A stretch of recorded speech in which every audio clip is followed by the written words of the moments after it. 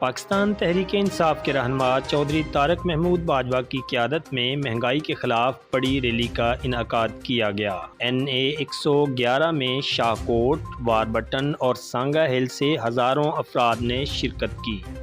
موجودہ حکومت کی غریب مکاؤ پالیسیز کے خلاف شدید نعرے بازی کی۔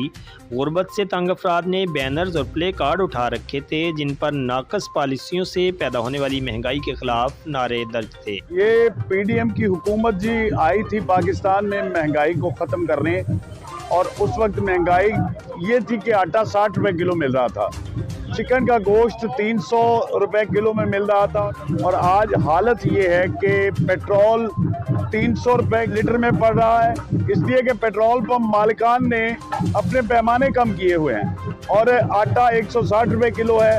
آج گھی کی قیمت دیکھیں 700 روپے تک پہنچ چکی ہے۔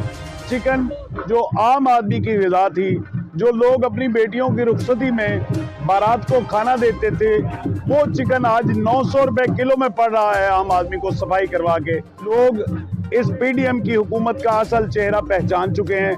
خدا کے واسطے، خدا کے لیے اس ملک پر رحم کرو، پاکستان میں منصفانہ اور غیر جانبدارانہ الیکشن کرواؤ۔